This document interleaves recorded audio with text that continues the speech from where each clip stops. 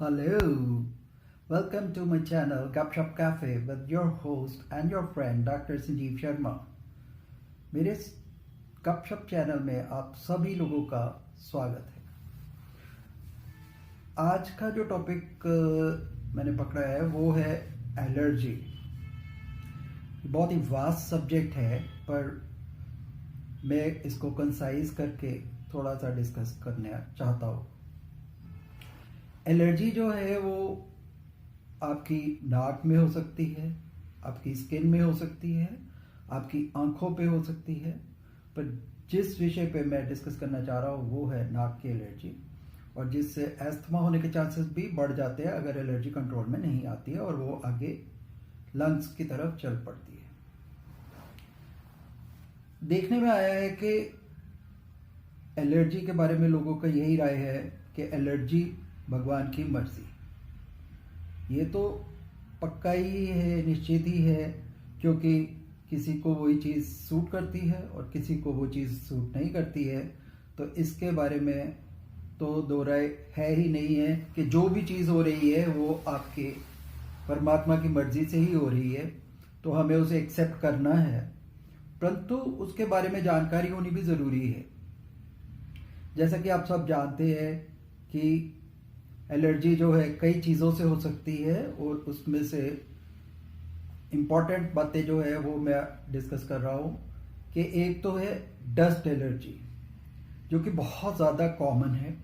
कहीं भी हो आपको डस्ट एलर्जी होने के चांसेस बहुत ज़्यादा हाई रहते हैं, क्योंकि इंडिया में एक तो बहुत ही ज़्यादा डस्ट रहती है, बहुत ही ज़्यादा पोल्यूशन है, जिसकी वजह से आपके अंदर बहुत ही ज़्यादा डस्ट जाने के चांसेस हाई रहते हैं।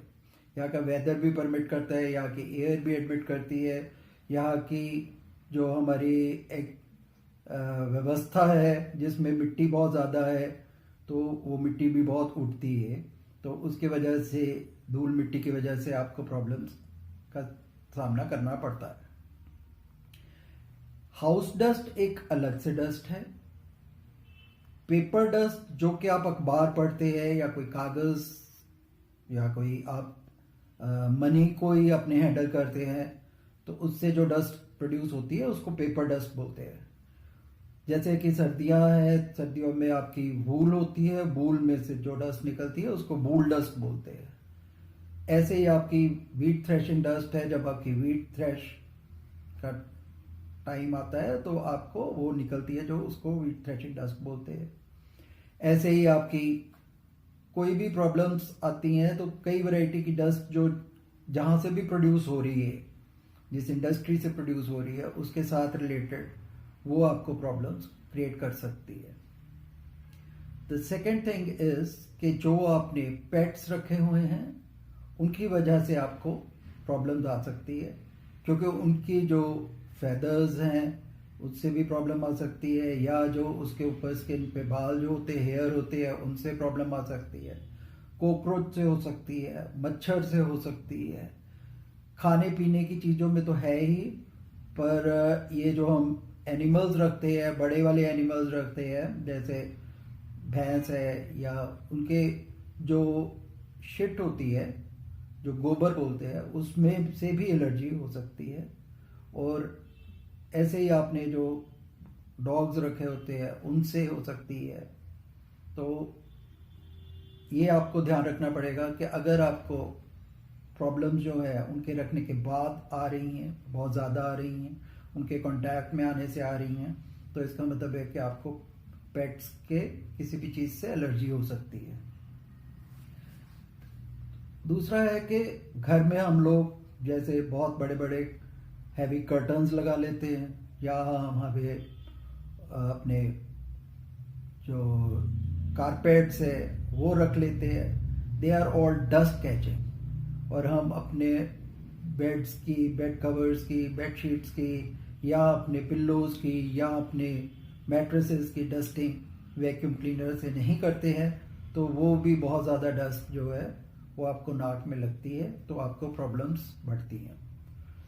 दूसरा है कि आप परफ्यूम्स यूज़ करते हो और आप स्प्रेज यूज़ करते हो, उनसे भी आपको प्रॉब्लम्स आ सकती हैं।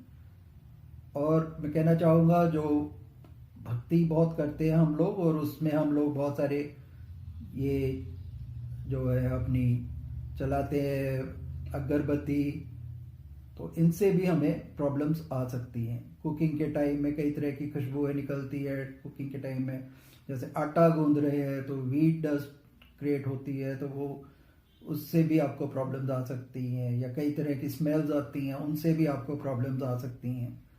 तो एक है कि जैसे हमने फ्रिज में सामान रख देते हैं, पुराना सामान रख देते हैं, तो हमारे मोल्ड्स डेवलप हो जाते हैं, जो इसको फंगस बोलते हैं। फंगस की वजह से आपको प्रॉब्लम्स आ सकती है। तो उसको हमें रेगुलरली अपने फ्रिज को क्लीन करना चाहिए, और उसमें चेक रखना चाहिए कि कहीं भी फंगस के मोल्ड जो है डेवलप ना हो। ह्यूमिडिटी में भी प्रॉब्लम्स आती हैं, जो कि आपके सरफेसेस पे, जो आपकी दीवारें हैं, उन पे फंगस के मोल्ड्स आ जाते हैं। तो फंगस के स्पोर्स जो है, फंगल स्पोर्स से आपको एलर्जी हो सकती है। फिर है कि जिनको बाहर बाग में जाते हैं, क्लीन एनवायरनमेंट होता है, परंतु फिर भी उनको एलर्जी हो जाती है, तो वो केसेस में क्या है कि आपको पोलन्स की एलर्जी है। तो जो सूट नहीं करे वो वाले पौधे आप घर में मत रखें, घर में मत उगाएं। ऐसे ही आपको जंगली, जैसे आपकी कांग्रेस ग्रास है, उससे बहुत से लोगों को देखने में आया है कि एलर्जी होती है, जिसकी वजह से आपको प्रॉब्लम्स आती हैं। अब कई बार क्या होता है कि हम लोग अपनी गाड़ी जो है वो गर्मियों में किसी पेड़ की छांव में खड़ी कर देते हैं। अब पेड़ पे क्या है कि मिट्टी भी है, पोलन्स भी है, तो जब हम दरवाज़ा खोल के बाहर निकलते हैं या अंदर जाते हैं तो वो हमारे को प्रॉब्लम क्रिएट कर सकती है। तो इससे भी हमें पूरा ध्यान रखना चाहिए कि जहाँ भी हम गाड़ी पार्क करें वहाँ पे ये प्रॉब्लम्स आपको ना आए। और खाने की चीज़ों में तो किसी भी खाने की चीज़ से एलर्जी हो सकती है।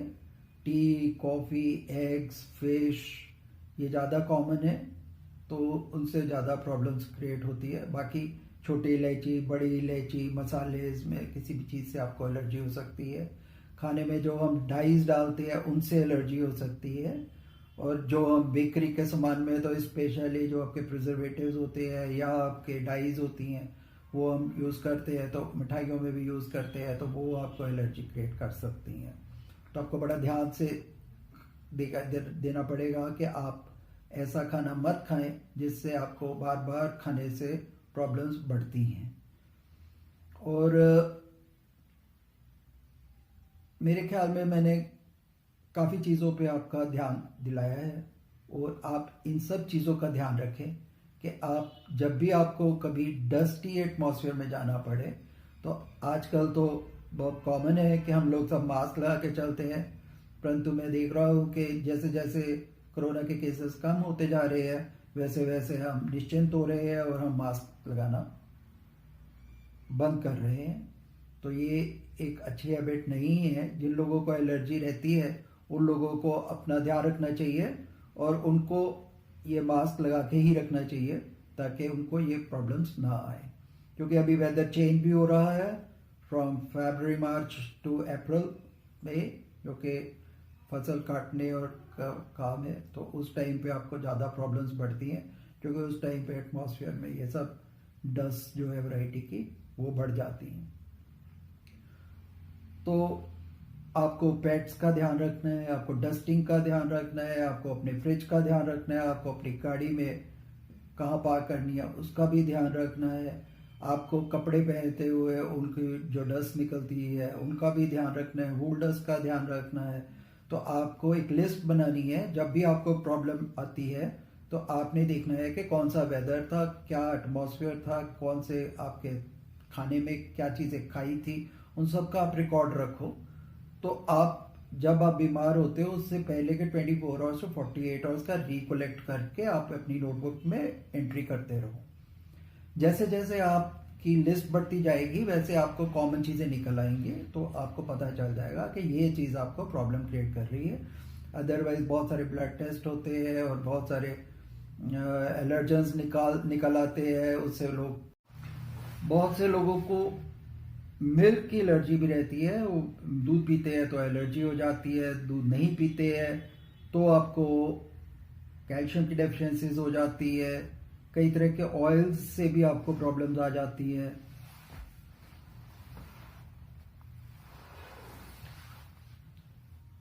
तो आप देखोगे कि आपको क्या चीज़ खानी है, क्या चीज़ नहीं खानी है, तो आपकी कॉमन चीज़ें निकल आएंगी। जब आपकी कॉमन चीज़ें निकल आएंगी तो आप उनको रेजिस्ट कर सकते हो, आप उनको रोक सकते हो और आप एक बेहतर लाइफ लीड कर सकते हो।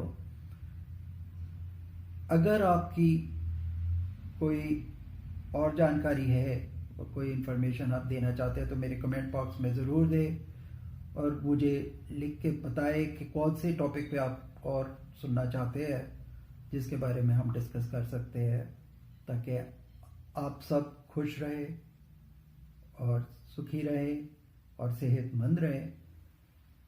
थैंक यू फॉर वॉचिंग गपशप कैफे विद डॉक्टर संजीव। अगर आपने अभी तक इस चैनल को सब्सक्राइब नहीं किया है तो कृपया करके इसको सब्सक्राइब करें और बेल बटन को दबाएं, लगाएं, उसको क्लिक करें ताकि जब भी मेरी कोई नई वीडियो आती है तो आपको उसके बारे में मालूम हो जाएगी। Like, share and subscribe. Thank you so much for watching Gupshup Cafe with Dr. Sanjeev Sharma.